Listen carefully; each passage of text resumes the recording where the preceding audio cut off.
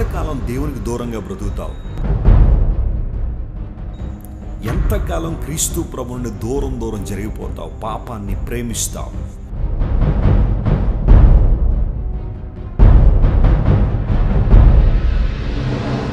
పాపం మొదట ఏదో ఒక విధానంలో నేను ఆకర్షిస్తుంది.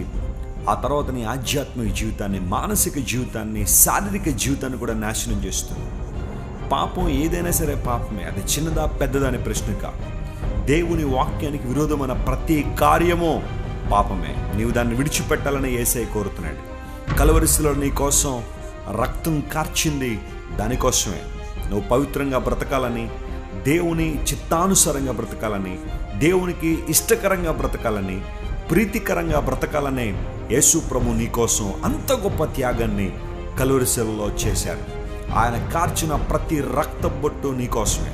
నీకు విజయాన్ని ఇవ్వాలని, నీ ఆత్మను రక్షించాలని, శారీరకంగా మానసికంగా పతనమైన నిన్ను లేవనెత్తి ఉన్నత స్థలాల్లో ఉంచాలని యేసు ప్రభు నీ కోసం కలువరిలో మరణించి మరణాన్ని జయించి తిరిగి లేచాడు. ఇంకెంతకాలం తిరుగుబాటు చేస్తూ నిన్ను నీవు గాయపరుచుకుంటావు, నీ కుటుంబాన్ని బాధ పెడతావు, నిన్ను సృష్టించిన దేవుణ్ణి బాధ పెడతావు?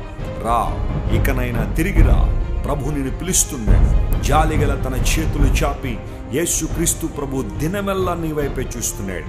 అపవాది చేతుల్లో కీలుబొమ్మగా మారి ఎంతకాలం అన్ని విధాలుగా నష్టపోయావేమో, ఇకపై ఆ నష్టం జరగనీయద్దు. రా, ప్రభు దగ్గరికి తిరిగిరా.